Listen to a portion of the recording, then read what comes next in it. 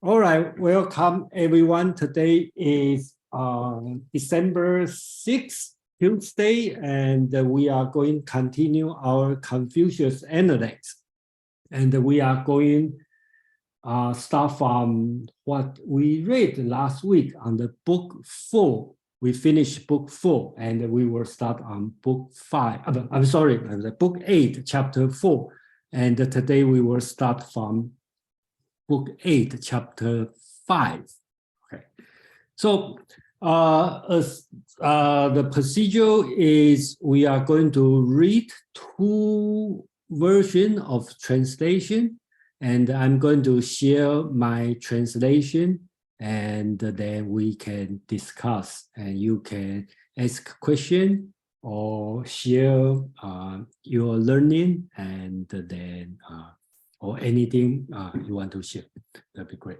Yeah. So let's start from book 8, chapter 5. Who would like to start? James? Sure. Okay. This is the Richard Eno translation. Oh, Eno, please. Yeah, Eno. Yeah. 8.5. Master Zhang said, to be able, yet to ask advice of those who are not able, to have much, yet to ask advice of those who have little, to view possession as no different from lacking, fullness as no different from emptiness, to be transgressed against, yet not to bear a grudge. In past times, I had a friend who worked to master these things. All right, thank you, James. Is it Penny or Brian? You want to read your version? Penny. Are we? 8.5, book 8, chapter 5. The philosopher Zhang said, gifted with ability, and yet putting to questions to those who are not so. Possessed of much, and yet putting questions to those possessed of little, having as though he had not, full and yet counting himself as empty, offended against and yet entering into no altercation. Formerly, I had a friend who pursued this style of conduct. All right, thank you. Let me share my screen. Okay, I hope you can see my screen. Okay, so just 1 minute. Okay, so again, this one is not Confucius said. Okay, so from here to another to chapter 7 is all Zheng, Mr. Zheng said. Okay, he is Confucius, one of Confucius' youngest disciple. All right, so this one we should consider as when Zheng, Confucius' young disciple, was very old. Okay, what he talked about this. That's his teaching. Okay, Mr. Zheng said, able but skilled, asking advice from those of less ability, knowing much, but still asking advice from those of less knowledge, having as if having not, full as if empty, encroached, but not feeling offended. My friends in the past were like that. So that's Zheng talking about, and he is talking about, I think he talking about, he talking about 4 things, right? You are able, but you advise from the people who has less ability. You have much, but you ask the advice from the people who have less knowledge, and you are having, behave as you having not. You are full and behave as if you are not full. You are how to call it, empty, right? So that's he talking about the behavior. And then the question would be, why he talk about this? And then he said, my friend in the past were like that. Who is Zhengzi's friend he's talking about? That's another question. So we have to remember, when Zhengzi talk about this, is Confucius already died for 50 years. And he talked about his friend. And in Chinese, the friend, we don't know it's a singular or plural. So the tradition explanation is when he talk about my friend, he talk about Yan Hui, who is Confucius' favorite student. But some scholars disagree because Yan Hui is much older than Zhengzi. So they probably not in the same level. So in this case, he could be talking about other younger disciples. All right. So that's another question, probably not that important about the teaching, but that's a question constantly being asked during this conversation, during this teaching. So I will stop here, and anything you want to share, or Amang, you want to have your own explanation? Thank you. No, I don't have the definitive explanation. There are many disagreements about who these friends or friend in question were by Mr. Zhang. However, it is interesting that this is almost an epilogue to the Analects, in the sense that we have a student speaking about the past long after Confucius is gone, and sort of reminiscing about who and what the academy of students he learned with were like, knowing much but still asking, having as if having not, full as if empty, encroached but not feeling offended. Some of these qualities strike me as quasi-Taoist, and of course I have that natural inclination, but when you read the having as if not having, full as if empty, it has that paradoxical quality that you read a lot in the Taoist text. But the very Confucian being encroached upon but not feeling offended, asking advice from those with lesser knowledge, these are distinctively Confucian values that are being lived on in his prodigy. And it's one of the reasons I like these few verses about Mr. Zhang, because they sort of show the legacy building up momentum, building up that snowball of Confucianism that would be. Thank you, Amang. Any question, comment, or anything you want to share about what you learned from this chapter? Brian, please. Yeah, just to say that Aman answered the question I had. This sounded very Taoist to me when I was listening, and Penny felt the same way. I'm glad a lot of people think about it, read this one as Taoism. But personally, I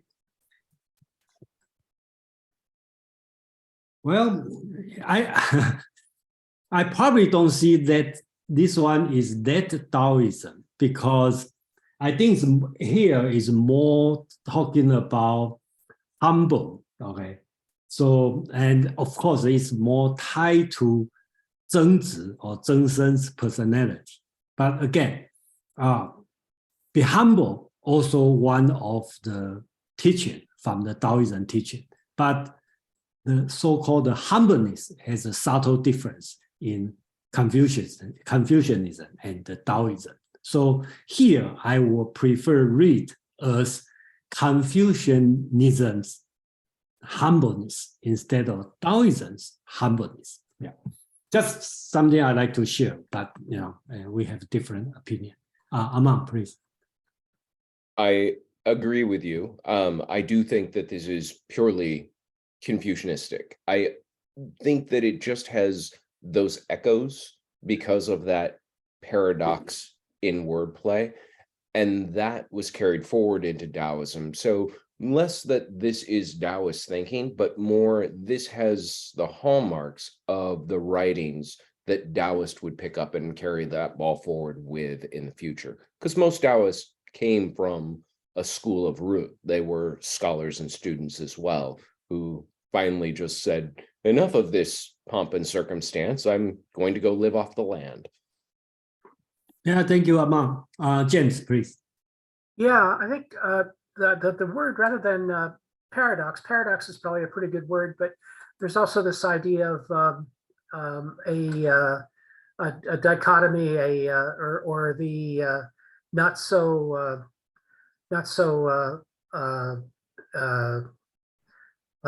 kind of intuitive approach. So to say, to be able, but it asks advice of those who are not able, to have a lot, but to ask people who have little. That's the translation. I don't have the other one, but to view possession no different from lacking, and so this idea of like substituting the one kind of action for the other is, I think, it's a little bit typical of Confucius. I think I've seen this pattern before.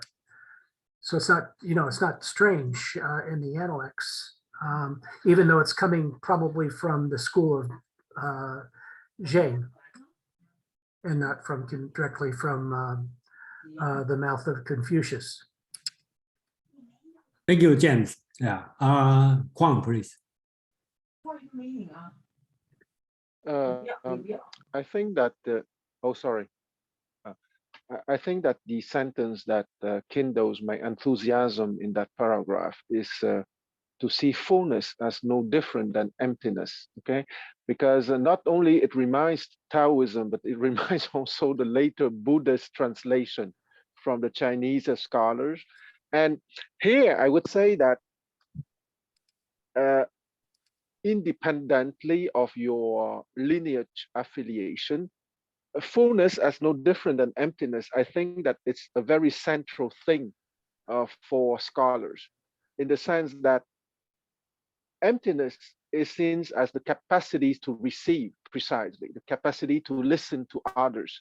And that would be precisely the ultimate fullness, because opposed to the more close fullness, if you want, if you're full of yourself, for example, that expression would be the perfect opposition to the true emptiness, which is the true fullness too. Yeah, thank you, Kwang. And I think you remind me an important thing. I translate as full as if empty. Probably not empty, probably not a right word, because the Chinese word is 除 or 虚, which is not exactly like empty, or you call it emptiness, which is to Buddhism. Okay. I think I probably need to contemplate for another word, because because probably means humble or something. Yeah, you have a better suggestion. What about openness? I'm not sure openness. Okay. Receptivity, maybe receptivity. Receptivity. Okay, let me hear. Sebastian, you probably have a better word. Yeah, I'm gonna I'm gonna dip my feet into this. I'm not sure of all the terms, but my translation basically uses words like consulting and the possibilities and seeming, and then the way I read it was, I think everyone had the intention of following what they say here, their friend, and I guess that's Confucius, and they want to be somewhat like him. And if Master Zen, or if I'm pronouncing that properly, if he's a teacher, he would encourage emptiness. He would encourage things like not being full. because when you're full, obviously there's no room for teaching or accepting things. You know, the silly analogy of the open hand, closed hand in karate is the same thing. But and I may be way off base compared to you experts, but the way I read this is as a master or as a teacher to a student, and the student, he understands the student's situation, and from that he's going to draw maybe other questions from the student, but the student doesn't speak in this regard. It seems as though this is presented in a way that the teacher is wanting a response, looking for the response. I don't know if that's anywhere near what you folks are doing, but that's the way I interpreted it. Yeah, thank you, Sebastian. Yeah, you remind us that sometimes I forget, Zheng Zi speak this time, he is a teacher and he's an old man already. So he probably also advised to his student. Yeah, thank you, Sebastian. Aman, please. I just wanted to encourage you. I don't think you're at all off base, and it is good to get fresh eyes on the text, because what everyone brings to this conversation is that perspective and those things that jump out at them. And this text has depth that goes thousands of years back and has been looked at by millions of eyes. So there is not a definitive way to interpret any of this. There have been many. They've just been evolving over time. So yeah, jump in feet first, please. Thank you. Thank you, Aman. Okay, so we probably can move on to chapter 6. So James, you want to start? Yes, thank you. Master Zhang said, "A man to whom one can entrust a growing youth of middling stature and a territory of 100 li square, who, nearing a great crisis, cannot be waylaid from his purpose, would such a man not be a zhenzhe? Such a man would be a zhenzhe." Thank you, James. Penny? Okay. The philosopher Zhang said, suppose that there is an individual who will be entrusted with the charge of a young orphan prince and can be commissioned with authority over a state of 100 li, and whom no emergency, however great, can drive from his principles. Is such a man a superior man? He is a superior man indeed. Thank you, Penny. So let me share my translation. Okay. So previous one, let's assume Zheng Zi is the Mr. Zheng is talking to his student. So let's think about what he is talking, who is the audience, this one. Mr. Zheng said, a man who can be entrusted with the care of the orphaned young prince, who can be responsible for the state, and who, when making a great moral decision, never compromise. Is he a Junzi? He certainly is. So here he used the word 6 feet orphan, okay? 6 feet, of course, that's Chinese feet. It's probably about today's 4 feet, so could be the size of a teenager or young, like a 10, 11, 12 years old kid. I don't think he talked about regular orphan. He's talking about the orphaned prince, right? Because usually the king or the lord die. Let's assume it's about 40 something, and his crown prince probably still young. So he's talking about as a regent, what you need to do is should be entrusted with the care of the orphan young prince. Secondly, is be responsible for the state, right? Because you also have to help the young lord take care of the business.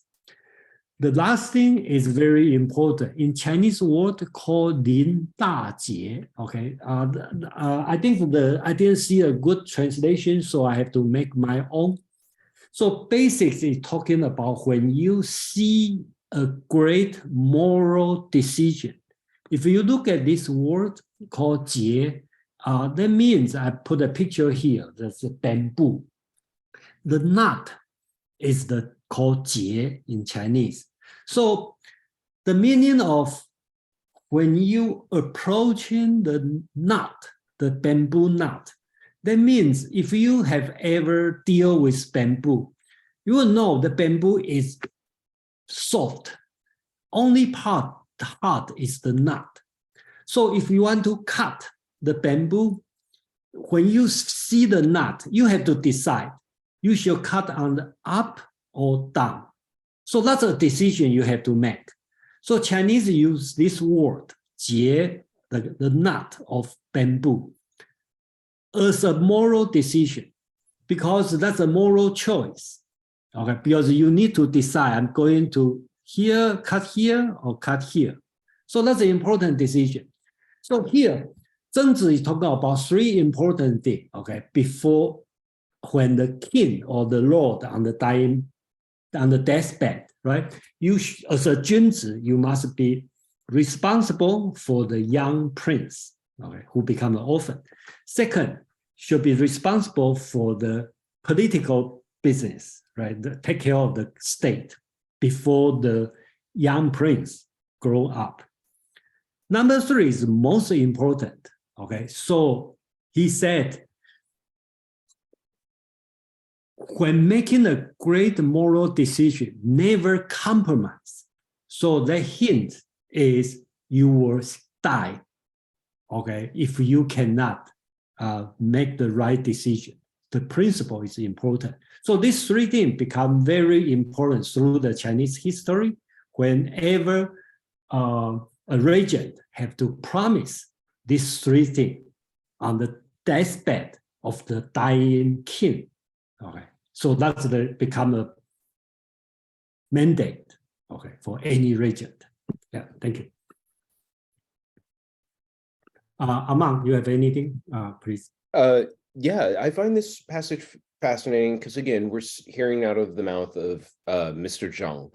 And throughout the Analects we've seen Confucius's steadfast refusal to give really clear formula or definitions for some of his key concepts like ren or junzi. And here is one of the clearest descriptions of somebody being heralded as a junzi.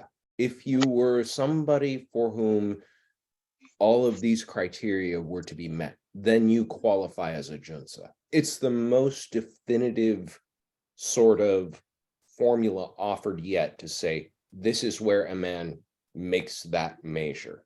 And it's interesting because it doesn't come out of the mouth of Confucius. It comes out of the mouth of one of his descendants. And so but it is in the Analects.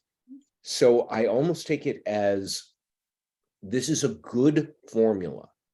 It may not be the whole formula or the complete answer to what makes a man a junzi, but it's as near as we get as somebody being very declarative about the fact in the Analects. And it is apropos that it is not Confucius himself that says it, but one of his descendants who is making that declaration. Thank you, Amang.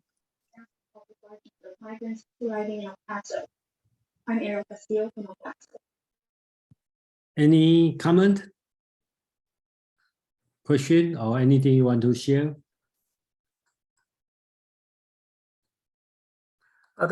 There's the rhetorical question. Would such a man not be a jinja? Such a man would be a jinja, and that's to me that's always a little bit questionable. but it's just a stylistic effect, a stylistic affect, a type of poetic device, I suppose, at the time. But it's always surprising. It's always in this sense. It's always, is this a great man? Yeah, it's really a great man. And then sometimes it's a surprise. Was this a great man? I don't know. Yeah, you are right. Yeah, because I think in the Analect, you probably will see, and during this time, a lot of writings like this. Is he a good person? Yes, he's a good person. Am I not a good man? Am I not doing the right thing? Always use the negative. Am I not doing the right thing? Yes, I did the right thing. So something like this. So, oh, okay. Let me remove and read. Brian? Okay, Aman, please.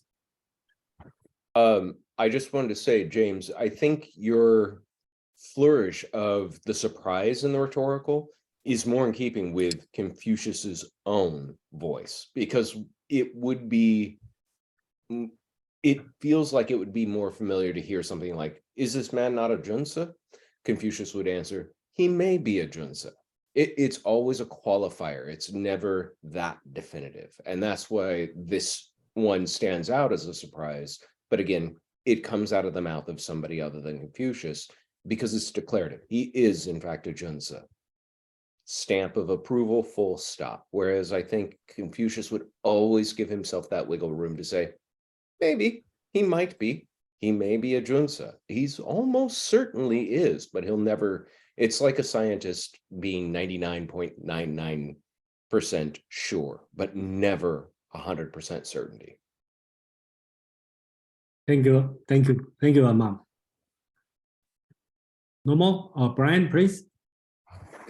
Well, when I read this, it struck me that, wow, Confucius' legacy was, or Confucius was having some success in his legacy. In other words, he intended that his education would train people to be government officials.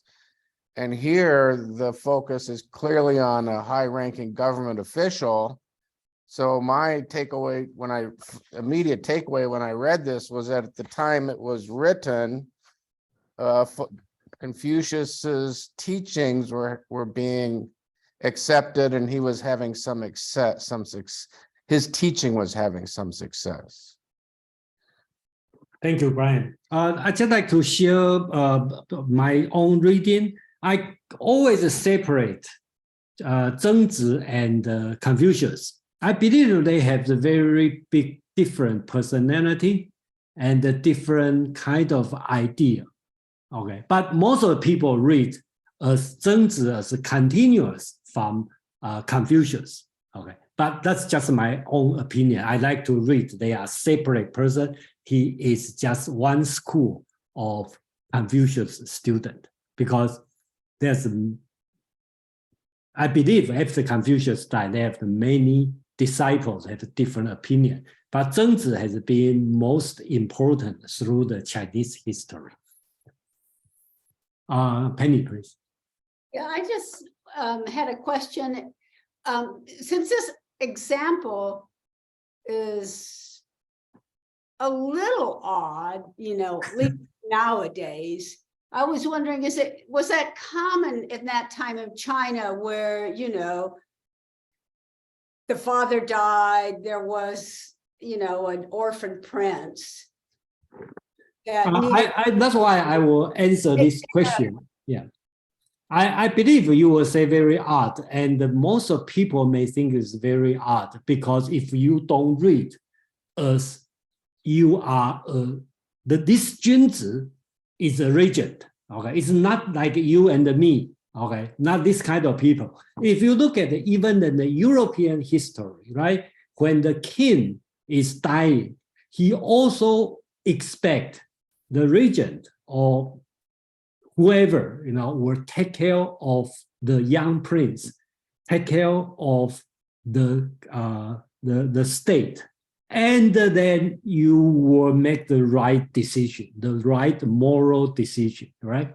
So I think that's only happened during the royal court, not between you and me. So in this case, I was read, this one is a special case, not a common practice. Okay.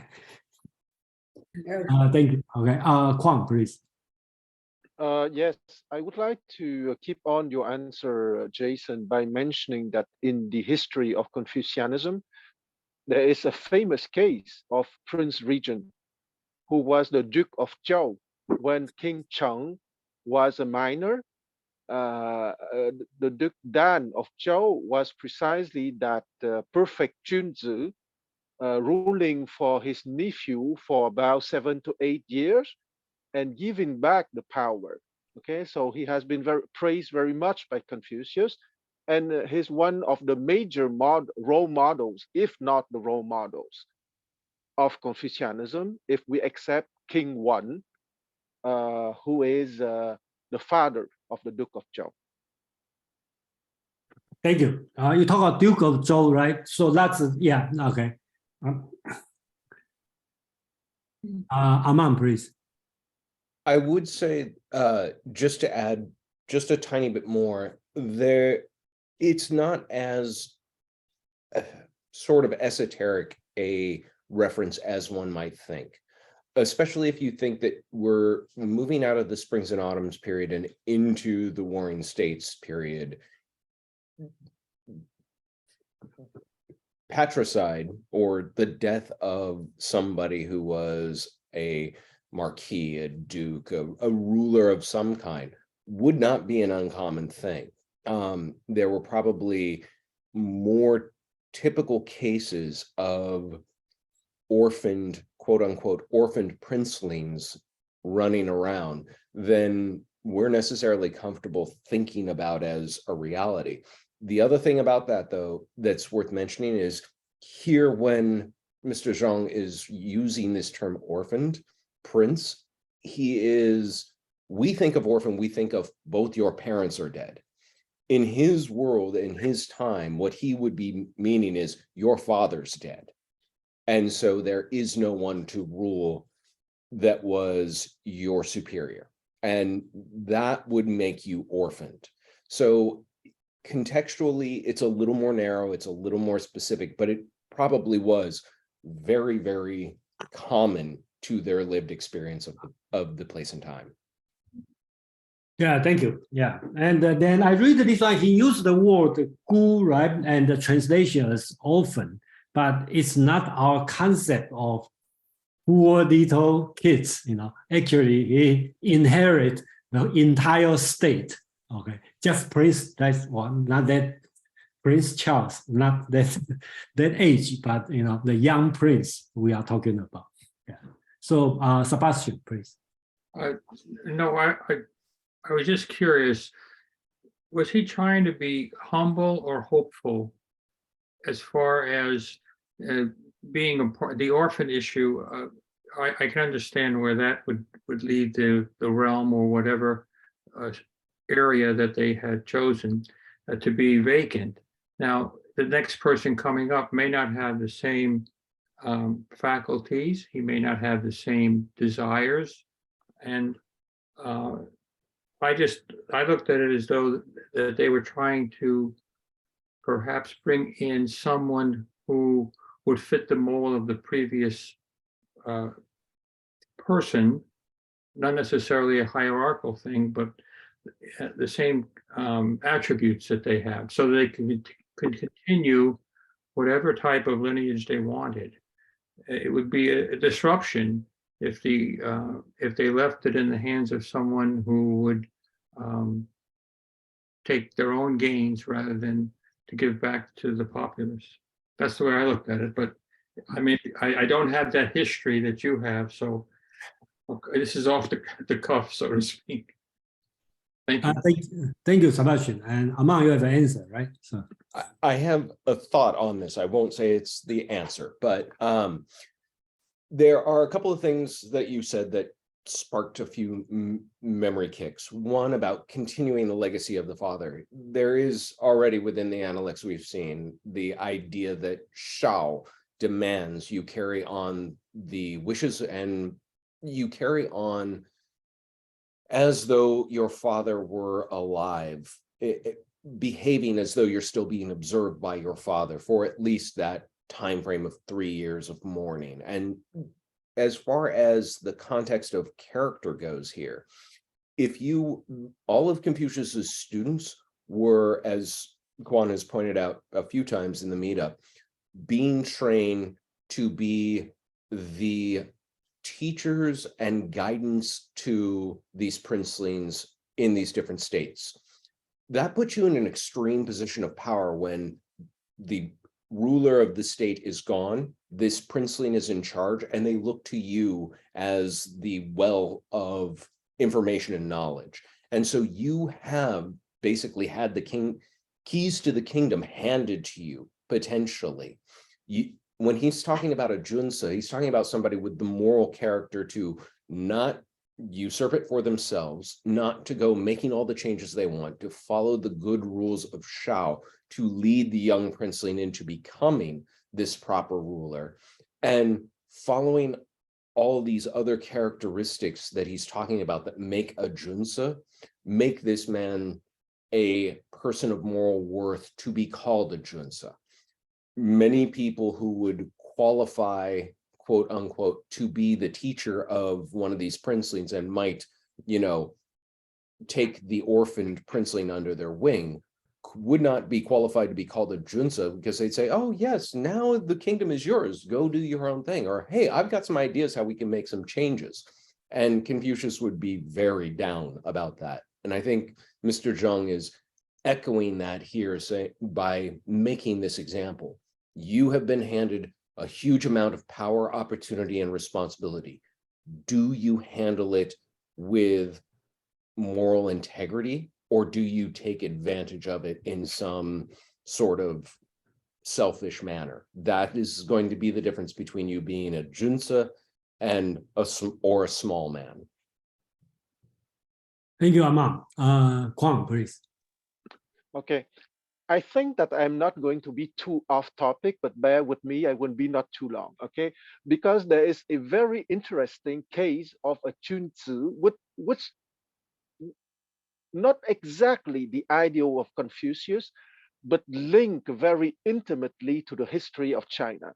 And I'm speaking of Lu Buwei. Okay, Lu Buwei was a wealthy merchant who was the regent for the first emperor of China. And he did not possess the traditional characteristic of a Junzi, in the sense that he was not a man of perfect moral character. He was a wealthy merchant. He was a weasel. He was maneuvering to get to his position of prime minister of the Qin kingdom.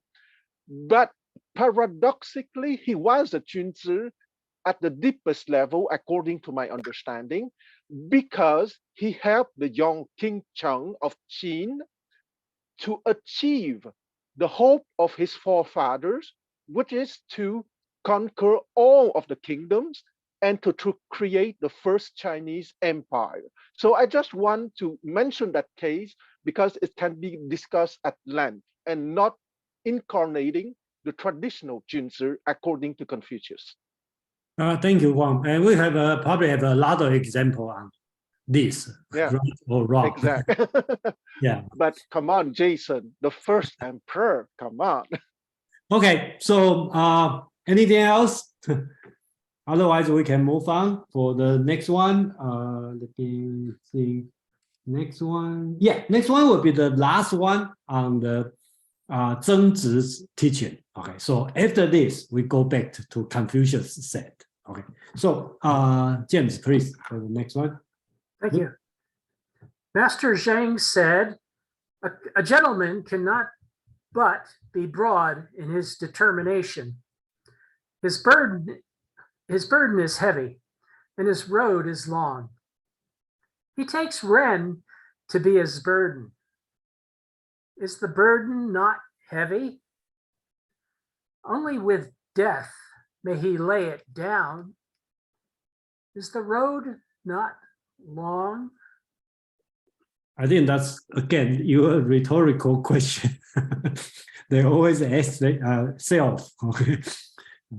I know, but it is kind of like, it's like an answer to the previous question in a way. It's, isn't the road long? I mean, he can't lay, he can only lay down the burden and stop the flow of Ren upon death.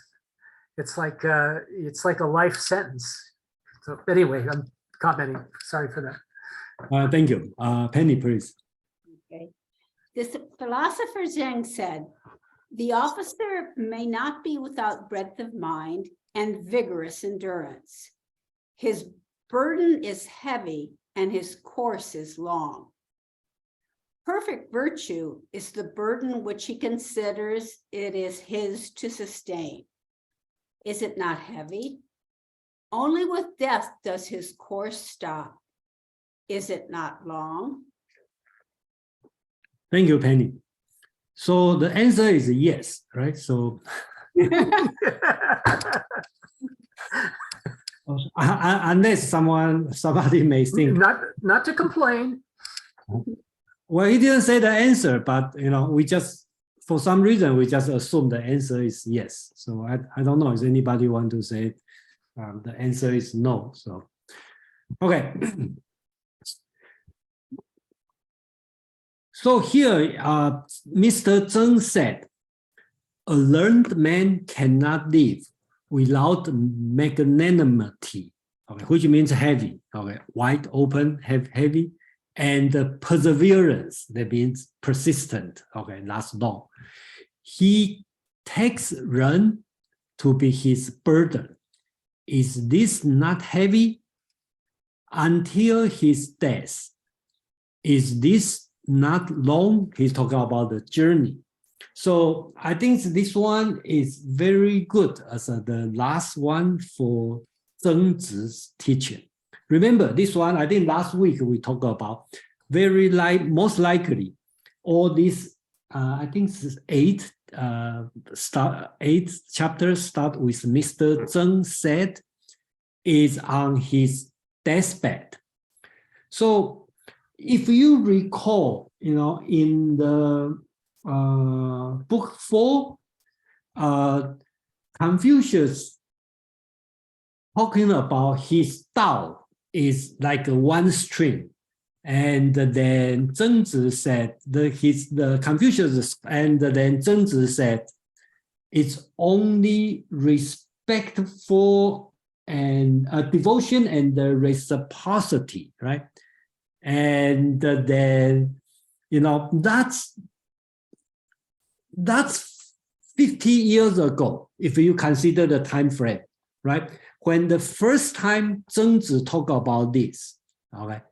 And to this time, it's already half century, okay? So you can understand, this one, Zheng Zi has whole different understanding about Confucius' teaching after 50 years.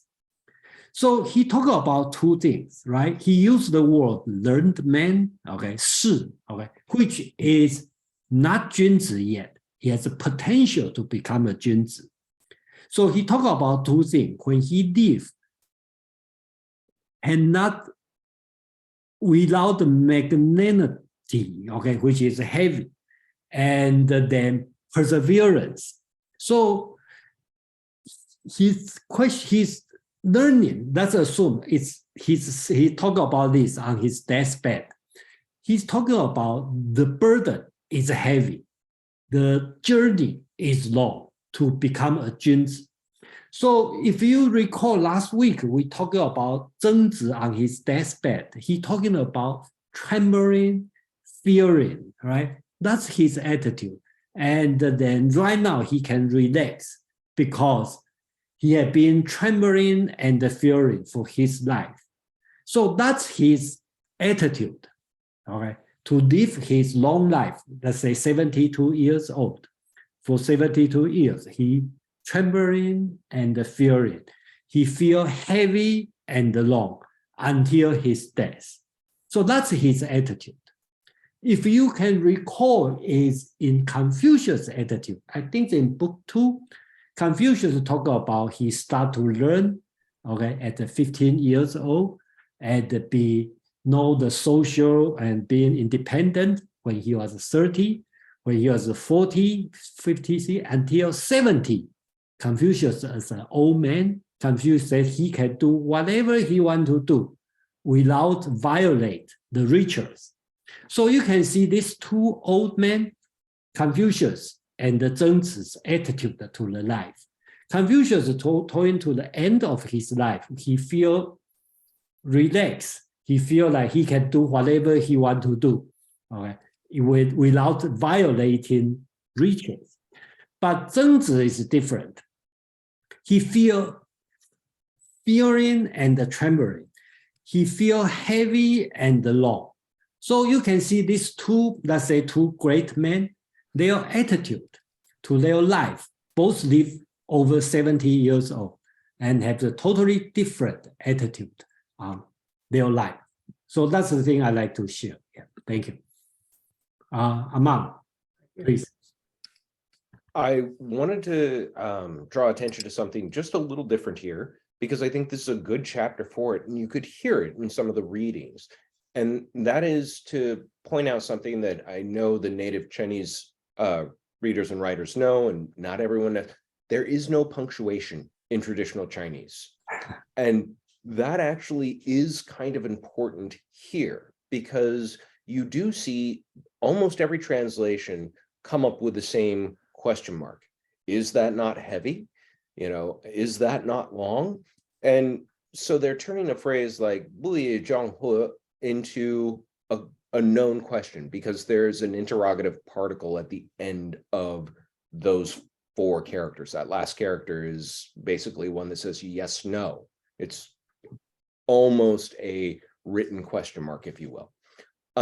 But when you talk about rhetorical flourishes, this becomes challenging, because if you think about how those rhetorical flourishes that, James, you were pointing out work, most of them start from that rhetorical question and then deliver some sort of answer with an exclamation point or a period or a semicolon, depending on if you want the phrase to continue. That makes actually translating some of these sentences from Chinese into English a little challenging to figure out exactly what the rhetorical flourish is meant to be. So one of the things I liked about Jason's translation here is that with staying true to that actual Chinese, it doesn't necessarily read clearly. Is this not heavy until his death? Is this not long? But if you add that parenthetical of, is this journey not long? That way you understand that's what the reference is being made to. Or talking about heavy, which is the actual translation, as magnanimity, which I think is a much more apt interpretation of what's being said, or perseverance for, Chung Long, which is much more apt. This is some of the nuance of translation that you'll see diverge in those different readings. And I like to draw attention once again to Penny's reading of Legge, because it's the first English translation of Confucianism from, or the Analects from Chinese into an English vernacular. And it is of a time and place to itself. So you see it has a lot more flowery language than the Eno translation necessarily does. Thank you, Aman.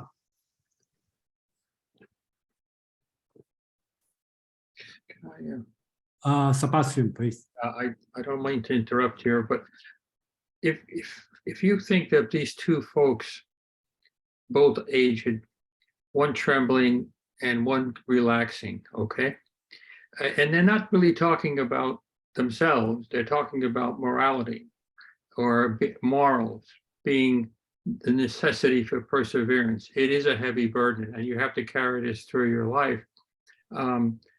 Is that, I may be going off base here and going on a limb. Are they talking basically about loyalty, morality, and virtues rather than talking about themselves and explaining how they feel this burden of life is going to be for anyone else who's going to follow. That's all I can. I will read as they talk about themselves as a model, and then also teach other people. Okay, it's sharing that as my life experience, and also it's also my teaching. That's my reading, but people may read in different way. So it has two meanings, more or less, a personal one and one for, I guess, the students or. I think in Confucius in the or probably all Chinese school, people will say the two meaning are one, because you do what you teach, right? Especially Zhengzi. Okay, I think especially Mr. Zheng, if I don't remember on which book he talked about, I have to reflect 3 times, okay, every day, right? When I do business for others, okay, do I loyal to the people? Okay, and then what was it? I just have to. And one day he talked about a lot of translation talk about. He talking about what I teach. Do I practice what I teach, or what I taught? Do I practice? So as a teacher, he always do something he taught. Okay, so I think that's important. Okay, for every Confucian, and especially for Mr. Zheng, because he talked about this in the, I don't remember in which book, but he talked about this before. Juan, please. Here, I would like to give a little bit strange interpretation, but I feel that Zhengzi is someone suffering a little bit of too much anxiety or the desire to be perfect. Because if you read when it's Confucius, there is a certain enthusiasm, a certain joy, almost a certain lightness of being. Okay, in the best sentences when it's Confucius speaking. But of course, I might be unfair to Zhengzi here because he only has 5 paragraphs and Confucius has all the rest of the Lunyu. But in those 5 paragraphs, he looks truly like the student who has been crushed by the towering figure of the super teacher. Okay, and he did not manage to receive that lightness of being, that enthusiasm from the true gentleman, of the true Junzi. Yeah, I think I have the same feeling as you talk about, but my explanation is probably a trauma, because he is not so smart. Not so smart. He was young, and then he probably never catch up as like the ranking on the end. I think, Jason, that you can pass to history for being the first translator to give a psychological, psychodynamic interpretation of those 5 paragraphs. Thank you. James, please. Yeah, I'm just noticing here in Eno's remarks, he mentions that Zheng Shen's school did stress filial conduct. Yes. Yeah, so kind of goes along with Sebastian's question, and I did want to give my take. I think in Confucius, the idea of filial attention is paramount in a lot of the readings that we've done already. In this one, we have the idea of an officer and a gentleman, perhaps someone who works for the state, and so this is someone who cannot rest. This is someone who is not necessarily perhaps a teacher like Master Zheng. Like a teacher does, kind of like relaxes with his students sometimes. So this is not what is being talked about. This is the idea of a officer who actually, we don't know that they had 5-hour weeks or 6-day weeks or 5-day weeks or anything like that. They may have been responsible for making an appearance every day in the court. So that is a heavy burden. And and then if the burden of the official position, especially as given by Confucius, is Ren, or to aspire to Ren, then that is a heavy burden. And so I think that's kind of the meaning for 8.7 to me, is that certain lifestyles can kind of get stuck in a position where you have Ren, but you also cannot have humor, like in the second book of the Analects. I think I noted that I saw some of the some humorous ones there, and they occur occasionally through the work. And so there is a possibility that it's not all fun and games when you're actually out there working for a court. You could also work for a cruel man, even of lower stature, and that could be a difficult life. Thank you, James. Aman, please. I can't help but giggle because I actually just this last week told my students that my entire career is essentially passing the buck. That's what I'm not going to go out and change the world. I'm teaching them so that they can go do it. And Confucius has that lightness in his teaching that he's tried. He's gone out there, he's tried the market. It didn't agree with him and it wouldn't hire him. And Zheng does have the harried employee sort of tone to him. I like that. And I like what Jason said about the trauma and what Quan was saying about living up to the example of the great master and just not ever being able to do it. But I do think Sebastian hit on something. And again, I keep referring to this because the Analects are written in the way they are. You can pick it up, you can open anywhere, and the thinking is, in reading any passage, all of Confucius's teachings exist in each passage of the Analects. That's at least the lore as it's passed down. Now, how deeply you have to plumb to find each and every teaching in every single section, I don't necessarily know. But I do think Sebastian hit on one of those fundamentals when he asked, is this about the individual or is this about their being an example to their students? And that concept of Ren, the person with the figure 2 next to it, being so very central to Confucian philosophy, is there is no distinction between self and other.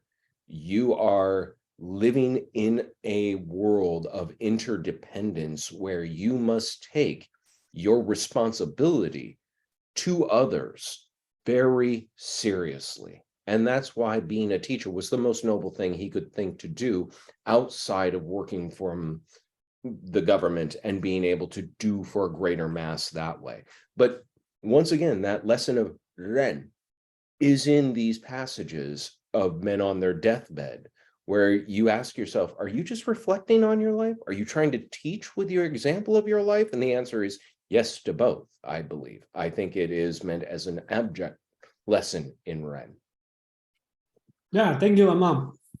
Before any other comment, so we will end the Zhengzi's lesson, so-called mini Analects from Zhengzi. So we will go, then the following will be a few short paragraphs, start with the master said, back to the tradition. So, and then Aman, thank you for, and I think that's another way to think about it. Confucius is so relaxed because he never got employed. So he never do the real job. He just teach, just like Aman. And then Zhengzi really Stakes are very low. Zhengzi, Mr. Zheng really get the job. So he know it's heavy and it's long. So that's his lifestyle is different. Yeah, probably that's another way to look at it. And just to remind everyone, Zhengzi's father, also Confucius disciple. Okay, I think he's almost the same age, a little bit 10 years younger to Confucius, and his father Zheng Dian is more relaxed, and Confucius like him much more than his son. So, okay, let's move on for chapter 8. James, please. Okay, number 8. The master said, rise with the poetry, stand with Li, consummate with music. Thank you. Penny, please. Okay. The master said, it is by the oaths that the mind is aroused. It is by the rules of propriety that the character is established. It is from music that the finish is received. Thank you.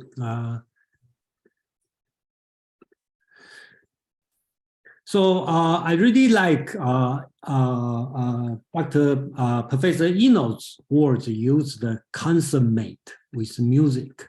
So I have to borrow this one. I think that perfectly explained what's the original meaning of Chinese word.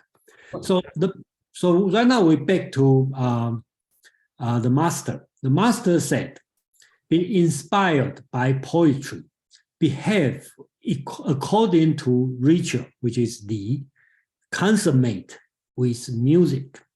So here is talk about 3 disciplines, okay? Poetry, rituals, and music. And Confucius also likely talk about 3 ancient book, classic book or training, right? The book of old, which is poetry, and the book of document, the ritual, talk about the rituals, and the book, the music, which I already lost. There's another book called music. So these 3 things. So it looks like these 3 things is most important in Confucius teaching. So why these 3 things? You can see the poetry, it's talking about your own knowledge, because that's the book for the knowledge you have. Just like in Socrates, they talk about, in Plato's dialogue, whenever they talk about the Homer's writing, right? So that's the whole knowledge they have. So that's the poetry. Rituals talk about how you behave, how you interact with other people, talk about moral lesson. And the music, Confucius talk about the social aspect, how to deal with bringing the harmony to the society. So that's 3 levels: personal knowledge or epistemology, or morality, which is how to deal with people, and the social, okay, the whole society, political. So that's the 3 things. And he used the word 成, and some translation is complete, finish. But I think Dr. Eno used consummate with music. I think it's a very good translation, and I probably will stick with this one whenever Confucius use this Chinese word. Yeah, thank you. Amang, please. Yes, I agree. I think the choice of consummate for Chang is absolutely spot on.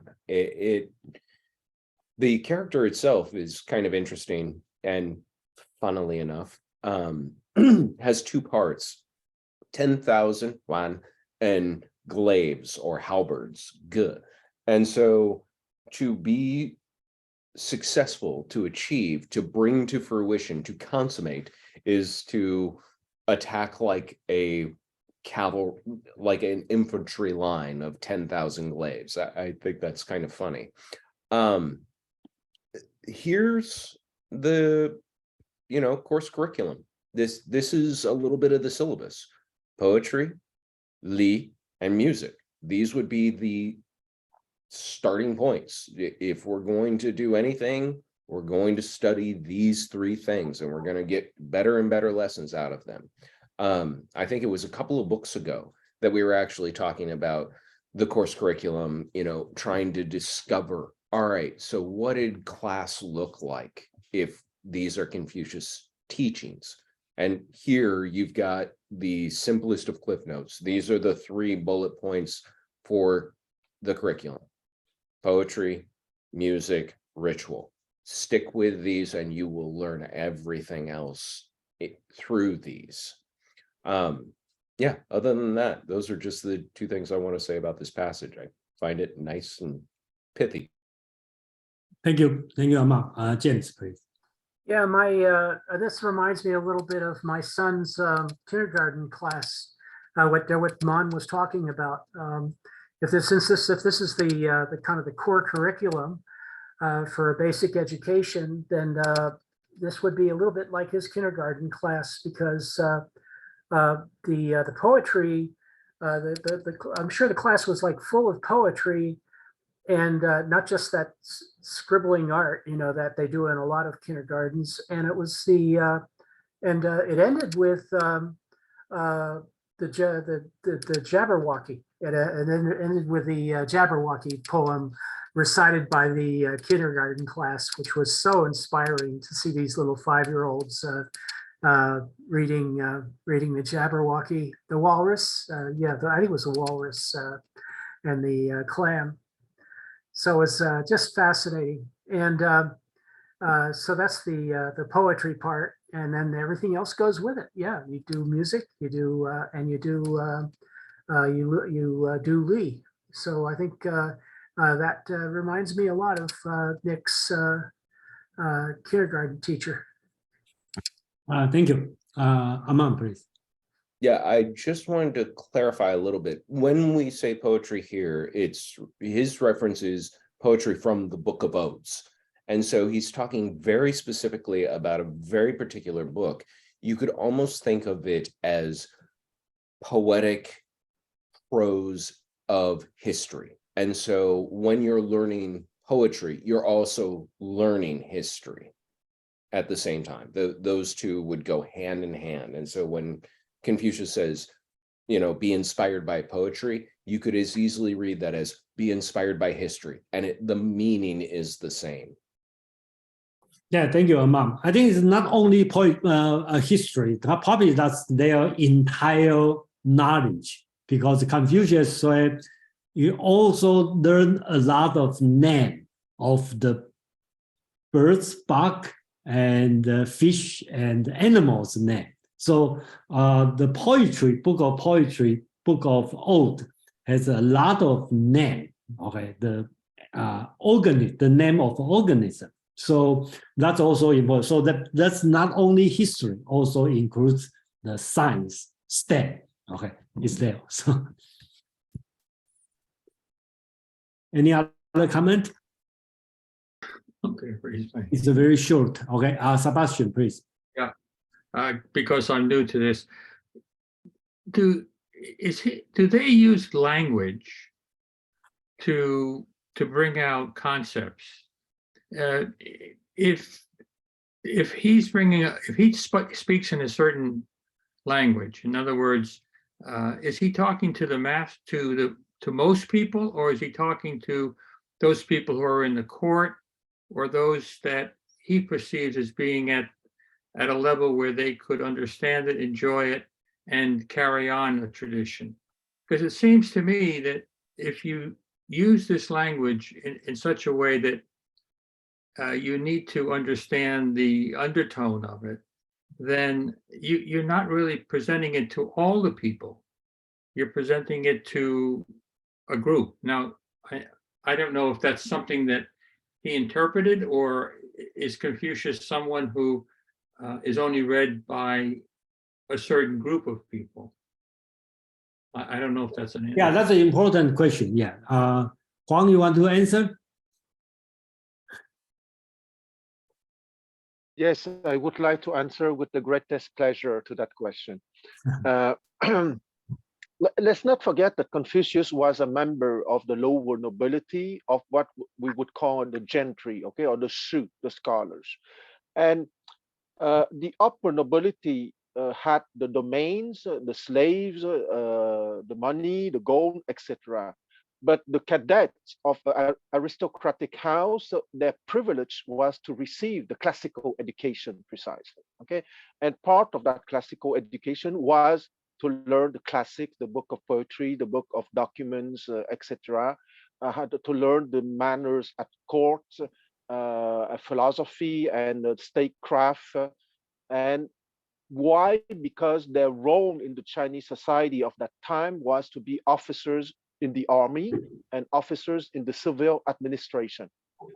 And that's a way for them not to lose their gentry status, okay? Because after a certain number of generations, of the 5 generations, you lose your noble status. And so they have to perform in order that their children and grandchildren would not be lost in the anonymity of the peasantry, if you want. So that class was very special to ancient China because of their social situation. They had to perform, they need to be ambitious if they don't want to fall into the peasantry. So most of the philosophers, most of the thinkers, most of the strategists came from that Shu class. Hello to the baby. and that's why, and Confucius was also a member of that Shu class. Yeah, thank you, Guang. Yeah, and actually, I think it's the same of reading any ancient text, right? Who is the audience? You know, that's really up to you. Even you read Bible, right? Or especially Old Testament, I can definitely say, oh, they are talking to the audience, Jews, not me. So I just bystander.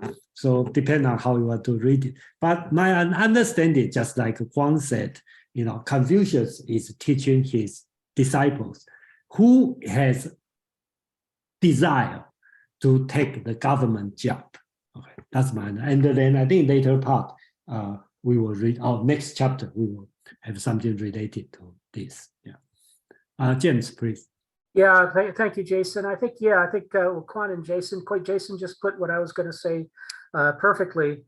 The idea is that the students in Confucius's school would aspire to government jobs, but these would be ideally these would be jobs where they were actually in court, ministers, guiding important people, guiding the king, and people like that. So these would be people that would have a lot of responsibility, and they would learn from Confucius the rules of poetry, the rules of Li, the rules of proper comportment, Ren, and so forth. So this would so this would be and also the 5 liberal arts of Chinese history, which I forget what it starts with, but I remember it ends with archery. But it is it's really a question of educating the elite of the future, and that this was eventually turned into religious, kind of like in a way, a kind of like a religious state law or program of advancement. So and Quan has spoken about this at length before, but this is a kind of the normal people would get to read this stuff, at least at some level, and eventually perhaps in large numbers once the entire state became literate. But probably not in Confucius's time, because we're talking in a time of war about 3,700 years ago, right? Yep. 2,700 years ago. Yeah, 2,500 years ago. At least 2,500 years, yeah. Yeah. Well, anyway, thank you. Should we move on? Brian, yeah, thank you. So I just have a quick comment that's a little off base, but probably to me relevant. You know, I've been watching some TV lately. I usually watch YouTube snippets of the news. And what strikes me is, you know, now that I'm 70, it seems like the children are in charge. These are such young people that are running things. And it just, you know, and they have responsibilities. They're in charge of things that they themselves have not created. They have tremendous power, like even in military, economic, medicine, other science, in all of these domains. The heritage that we have is tremendous power, and you know, then it immediately strikes me the importance of education for these people, and that they learn to behave wisely, because they have really very powerful instruments in their hands that can be used for good or evil. And this, I'm reminded of that all over again when I hear this, the talk about the Confucian education of government officials. Thank you, Brian. And I very agree with you. You know, my personal learning about Confucius Analects, I'm not all agree with what Confucius taught. Okay, but one thing I have to agree is education, learning, improve yourself, because just like you said, we have to hand over the entire world to the young generation, and that they need to be ready to take this responsibility. So I think that this kind of self-improvement, self-cultivation, self-learning, keep improving is very important, you know. So that's what I learned, you know, from Confucius Analects. Yeah, thank you for sharing this. Yeah. Okay, so we probably can move on for the next chapter. James, please. Chapter 9. Okay, number 9. The master said, the people can be made to follow it. They cannot be made to understand it. Okay, thank you. Penny? Okay. This is similar. The master said, the people may be made to follow a path of action, but they may not be made to understand it. Okay, thank you. I think the translation will be almost the same. Okay. The master said, the people can be made to follow, but cannot be made to know. Okay. So it's a little bit odd, but I'd like to point out two things. One is the word he used, mean. So I translate as people. So that reflects when Confucius is teaching, the audience definitely is not people, right? He told the future governor, the young prince, people which will be governed by you, right?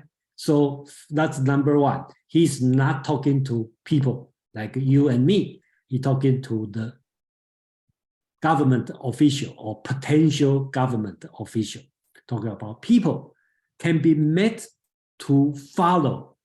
Chinese use the word 知, okay, can follow it, but not made to know it. That's the word 知, okay, that fairly in this case translate as it. But what is it? Confucius didn't say. In Chinese grammar, okay, that's perfectly fine without saying, okay, what it is. So in a way, in my interpretation, it means the ritual. So Confucius said, people, just let them follow the ritual, okay? and you don't have to, they don't need to know much about the ritual. But I think the Taoism or legalism will be perfectly happy to take this one as their doctrine, right? As people just follow the law, you don't have to know why, just blindly follow the law. I believe legalism will be happy to use this sentence to this one. But here is Confucius teaching. So I will assume here it means the ritual. So yeah. Aman, please. I always appreciate when, you know, the editorial is left in the text there. For those who've not seen the behind the scenes inside baseball.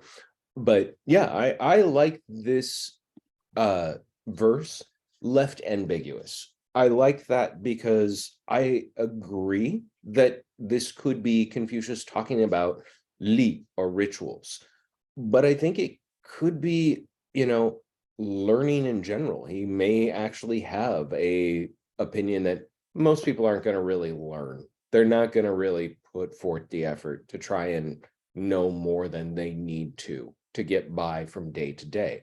And that's why he's saying you can get people to just follow. You can't get them to know. You can't get them to know, you know, the inner workings, the mechanisms, the gears that make this government run or that make the Tao the way it's supposed to be.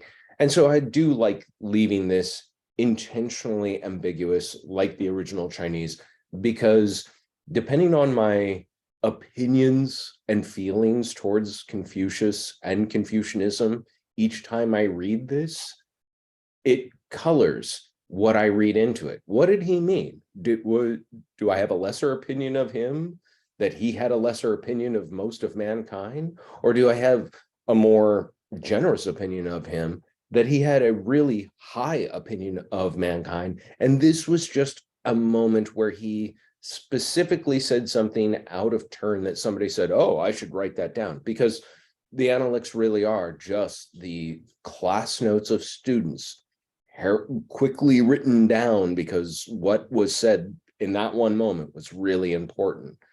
Losing the context, it suffers a little, but it's been edited over centuries enough that even with missing the context, it's meant to be how it is presented. Yeah, thank you, Aman. James, please. Yeah, thank you. Thanks, everyone.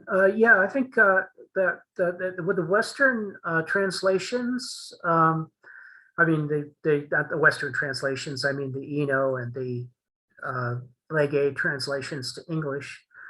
I like the use of the word understanding, because the way I see it here, this could be an issue of human rights. People can be made to follow, the laws. People can be forced to follow protocol, you know, and ritual laws, etc. But they can't be told how to think. They can't be told what to think. That's another reading, but I like that, because this corresponds with Enlightenment thinking, and you know, maybe I'm just like too much of an Enlightenment guy, but you know, it's just like it makes sense that there would be this concern that along with this kind of like negative idea that, is he saying people are too stupid to know why the laws are important? No, maybe it's just that people can be told what to do.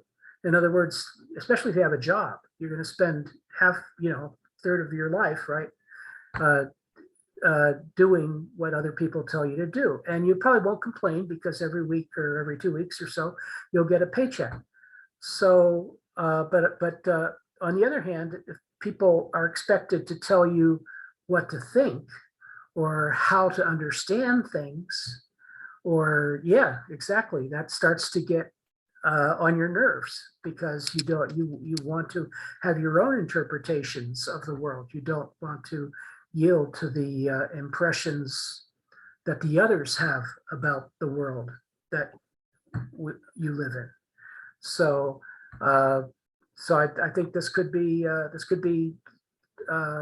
given a, I hate to use the word, but this could be given a kind of an existentialist cast. We don't want to be pushed around. We were willing to be pushed around, when it's appropriate, but we don't want to be told what to think. And that governments that try to pass that point and tell you, or even institutions that tell you what to think, I think are questionable. So that's what I think. That's what I think about this phrase. Yeah, thank you, James. Kwang, please. I have a very down-to-earth interpretation of that sentence. Let's not forget that 25 centuries ago, China was a feudal society, and I would say that those three lines reflect something quite central to Confucianism, which is a certain paternalistic attitude. Okay, and I think that there is a concept, if we can call it a concept, in traditional because we can understand Confucianism as that lofty philosophical interpretation of reality, or you can see Confucianism as the social framework of a certain social class having to roam in China for many centuries. Okay, so there is a paternalistic concept or tenet in Confucianism, which can be stated as following. The people only has customs or habits, and the gentlemen have the li. Okay, so the li is something for the gentleman in the sense of the nobleman. Okay, either gentry or upper nobility. The classical education was for the gentleman, and for the people, they have the customs, the habits of their village, of their social environment, of their chiefs. Okay, and etc. And it was something seen as natural in that society. And well, I was not there 25 centuries ago, but according to what we can understand from historical texts and so on, the peasant did not live that as an exclusion. Okay, it was not for them. Okay, the li was for the nobleman, and they have the social customs, the habits of their villages, and the advices of the chief of the village. Yeah, thank you, Kwang. Sebastian, please. I interpret it as someone like if I took a telephone, I don't know the workings of the inside of it, but yet I can converse with you, and I can converse with anyone in the world. And I think that's what I interpret it as. You don't have to have a strict understanding. And as far as going back to the other gentleman's quote about the YouTube, I think it is true that younger folks coming through, if they do not have an understanding, they don't have to know about the phone, but they know how to speak on it. And sometimes they mimic what they may have heard, and it keeps on going on and on and on, and it becomes a truism. I think that's the problem that we have to worry about. I don't know if Confucius was doing the same thing. He kept on saying the same thing over and over and over until finally someone said, well, that's the way we should be. Yeah, thank you. Sorry. Okay, Aman, please. Thank you. And I want to start by saying I absolutely do not know that what I'm about to say is true. But I am imagining a scenario where a student of Confucius, like Mr. Zhang, just shows back up to say, I landed a job.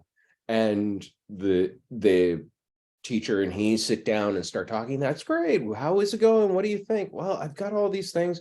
We've got to do this. We've got to do that. I've got coolie labor that I've got to conscript, X amount of this village into public works and they don't like it. And I've been thinking of trying to explain that, trudging the Grand Canal, it's just something we have to do because it actually benefits everybody. Hey, Confucius saying off the cuff, you can get people to follow you, but you can't make them know. In other words, trying to say, there's a way to make this required task work, but you're going to waste your time by just trying to explain and explain and explain. And I think of this example because the coolie labor system was replete in ancient China, and it was very common. You conscripted labor for a certain amount of time from a certain segment of the population. They just gave up their labor as part of the social contract.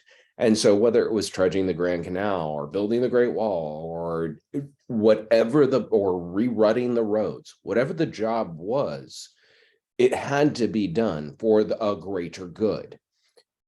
Do you go and explain to each individual that you're conscripting why you're doing this? Or do you just incentivize them with saying, look, you could finish up your term of duty by doing this length of section as opposed to this long of a term, and finding some other way to make them follow the rule without necessarily having to give them all the context. This is kind of what I think Quan was talking about a sort of down-to-earth manual of leadership.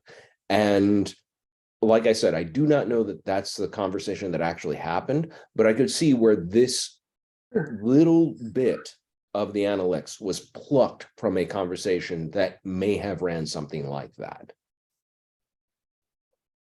Thank you, Amam. My question would be, why Confucius say this, right? Does somebody try very hard to let people know what they have to do? Okay, so that would be my own question. But Mark, please. Thank you. I'm sorry I had to log on late as I had a conflict, but I'm wondering, is Confucius right about this? Is it true that people can be made to follow, or is it true that most people can be made to follow, or everyone can be made to follow? And I liked what I think it was Ahmed said earlier about leaving it ambiguous, whether it's following Li or as James said, whether it's following law or whether it's following the state. Maybe we should be asking if he's just being optimistic here, or is he being pessimistic? I'm just wondering. Yeah, I think when I do the translation, Amang suggests me just leave the ambiguity here. So yeah, that's why we have this discussion. We have Amang and Kwang. Amang, please. I'll be as brief as I can, but I had to do a business degree. Not that I ever wanted to. And if I was cynical before I did a business degree, I was deeply depressed after taking marketing. You ask, can people just be made to follow something? My marketing professor started class by looking at a class of 60 and saying, who in here is gullible? And of course, you got exactly the reaction you'd expect. One or two people kind of sheepishly raised their hands. And then she said, right. So we know that this is what most people believe, and that means that whatever we get them to do, they need to feel like it's their idea, which is horrifying to hear. And then to actually unpack the mechanisms by which you can make that the case was even more terrifying. Can people be made to follow? Yes, I sincerely believe that maybe not everybody every time, but we have seen the ability to market an idea or a concept without any merit, just catch fire. And so maybe it's the cynic in me from business school, but I do think Confucius was right here. I do disagree though. They can't be made to know, because you can actually deconstruct what the manipulation is. And once you see it, It's actually much harder to, then fall prey to it, though it's still very possible to. Thank you, Amam. Who's next? Kwang. I just wanted to mention that I agree with Ammon that you can, through marketing and other tools, make people follow. But in certain situations, like, for example, under a totalitarian government, there will be people who do not follow. And maybe it's because they do know. That's another way to read it. I think that would be very legalism reading. If you make people know, people may not follow. So the better not let people know. Again, we leave it ambiguity. So make it. Kwang, please. Yes. I would like to keep on with another very down-to-earth example, okay, who has been recorded during the Warring States period. And once again, it's not necessarily to deceive the people. It's only a skillful way to provoke their enthusiasm, okay? So the general needed to infuse some enthusiasm in his soldiers. So he used two fake coins, not with head and tails, but with two heads on each coins. Okay, so he told his soldiers, if I get two heads on both coins, we are going to win. Okay, so he tossed the coins. Of course, he got two heads. Everybody thought that he was sincere, and everybody was enthusiastic, and they won the battle. Okay, so I'm speaking of those down to earth, skillful ways of leadership for specific given situations, okay? Not necessarily high and lofty philosophical principles. Thank you, Kwang. Is that Brian or Penny? Yeah, I just had a comment, like if you look at the preceding verse, he's talking kind of about the learned person, the gentleman, who gets an education from the odes and Lee and music. So this person, I would think, would have an understanding of what's going on, would be in a position to make decisions. And then if you look at the next verse, he said, okay, but the people, the people, you can make them follow your course of action, but, they're not going to understand it because they have not acquired this knowledge through the education. And I don't know if that's kind of how I read it, but. That's the same way I read it. That's why he used the word people, right? So he's not talking to people. He's talking to the student who will become a government official.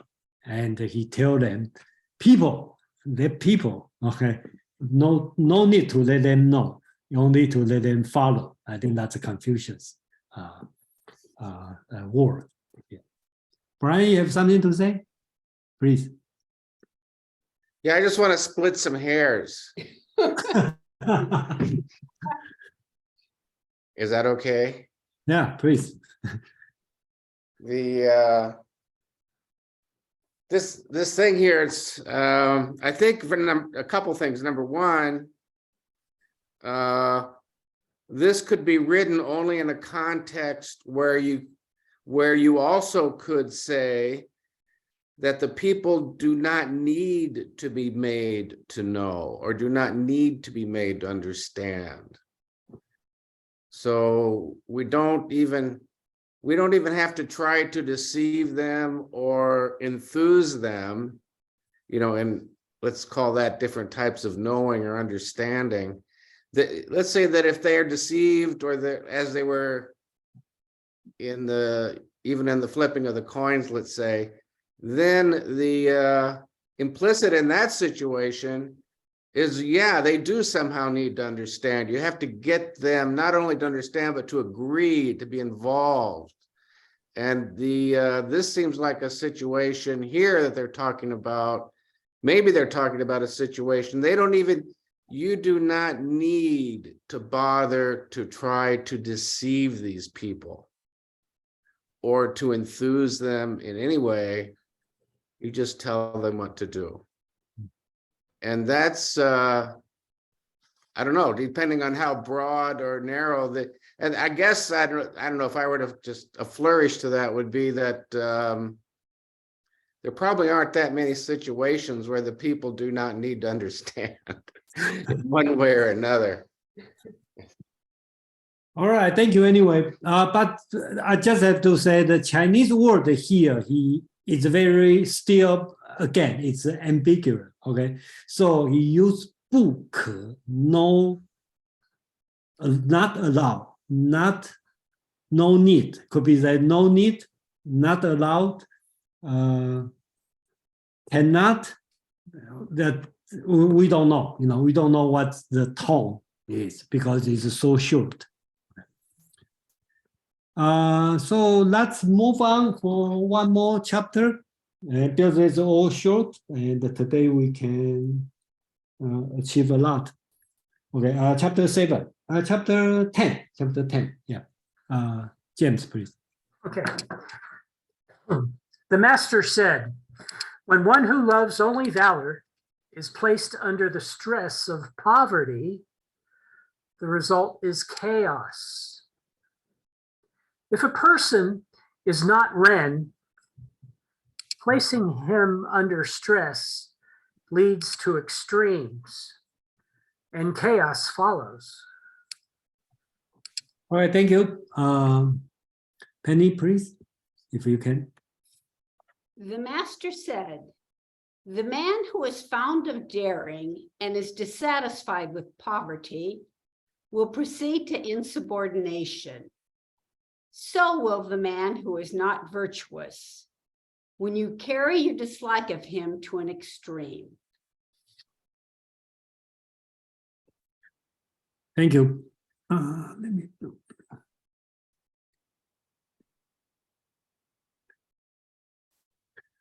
Okay, chapter 10. The master said, brave people under the strain of poverty will cause upheavals. People without Ren under extreme stress will also cause upheavals. So I think here Confucius talk about the upheavals, or you want to translate as turmoil, chaos, insubordinate. So he talk about two situations, right? For the brave people, if under the poverty, the strength of poverty will cause upheaval. If you remember in the chapter 2, book 8, Confucius talk about the bravery without richer will cause the upheavals. Okay, so I think that's the same situation. Okay, so but he talk about if he is under the strain of poverty will cause upheaval. Another situation is the people who is not Ren, not benevolence or whatever you call Ren, under the extreme stress will also cause upheavals. So he talk about these two kinds of people, right? One is bravery people, one is the people without Ren in the extreme situation, either poverty or stressful, will cause upheaval. So that's Confucius' teaching. And then personally, I think that he has some conflicts himself here, because if you remember in the book 7, chapter 21, Confucius has 4 things he's not going to discuss, right? The abnormalities, military turmoil, or mystery. So here he's talking about the turmoils. So a little bit conflicts than what in the book 7 said. Book 7 said he didn't discuss about this, but here he just exactly discussed the upheaval or turmoil. What's the cause of the upheaval? Yeah, thank you. So Aman, please. Yeah, it's kind of interesting that generally the diagnosis of the problem is not explicit in the Analects. And this is something that was pounded into my brain many times when reading books from the Springs and Autumn or the Warring States.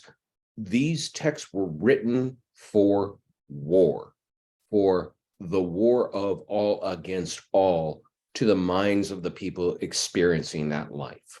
And so almost everything that was written in this time frame was written with one purpose in mind, and that was stopping the insanity. Confucius Analects are written with that same goal in mind, but unlike a lot of the others, it's never really explicit about, oh, here's where people went wrong. I have my opinions on that. I do think he actually has a really clear statement about it, but he doesn't, it's not so incontrovertible that my opinion of what he diagnosed the problem as is universally agreed upon. Here's one case where he actually gets into sort of the nuts and bolts of what's gone wrong. Well, people who had nothing to lose mounted up and rebelled. They became brave. They found courage they didn't know they had, and that caused, turmoil. And you also had people who just weren't benevolent. They weren't human-hearted. They were not humane. And you had a little bit of stress to those people, and they go all Walking Dead on you. So here we see just one instance where Confucius is kind of pointing the finger towards what might have been at fault for a lot of the upheaval of his time. But I don't think it's where he rests all the upheaval of his time, because he definitely squarely puts that blame in the shoulders and in the lap of who he considers the responsible parties, and those were the leadership, the nobles who were supposed to prevent all of this mayhem from occurring in the first place.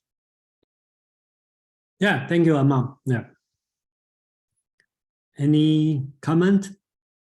But I think that's interesting you talk about, and I kind of agree with you, because probably that's the only time we hear Confucius analyze the cause of something. He seems not interested in the real cause, not the moral cause, more on the Kwang, please.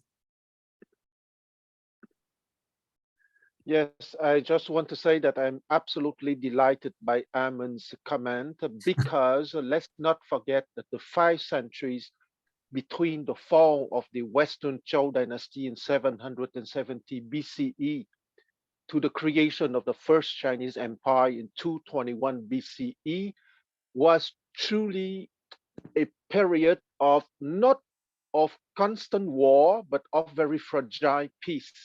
And everyone was thinking about how to build a fortress against the other. And there's a Chinese expression to say that when someone has a very sharp mind or is a very capable person, that person would be nicknamed a fine blade. Okay, even in the language, you have the idea that it was a state of war. And if you think to all the classics that have been written during that time period, okay, the classic of The Art of War by Sun Tzu, okay, who live around the same time than Confucius.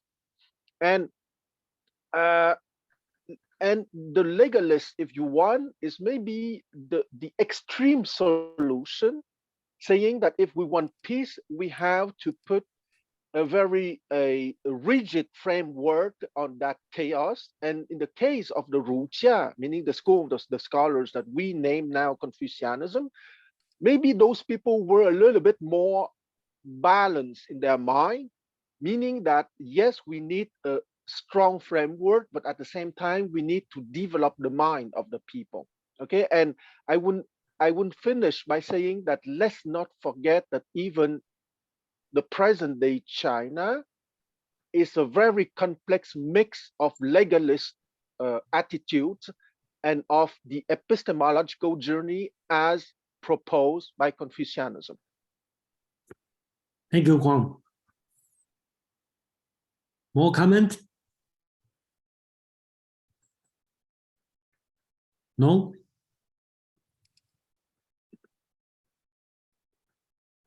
If no comment, then we will end it on the perfect timing, and then we make from 6 to 10, we make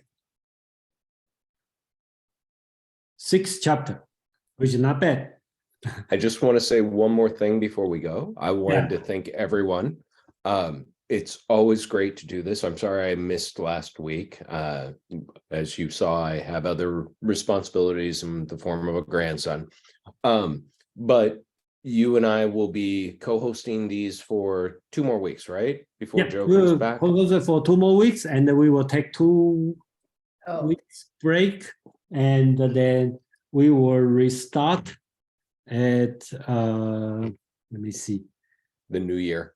In the After the new year, I think we will start on January 10th. All right. So we will do this week and 2 more weeks, 13th and the 20th, and then we will take the Christmas New Year break and then restart at 10. So that's the plan we are doing. Yeah. So Aman, I hope your grandson feels free to chime in. Oh, you don't want his opinion. He can get mouthy. Oh. For 3 months old. And James, if we don't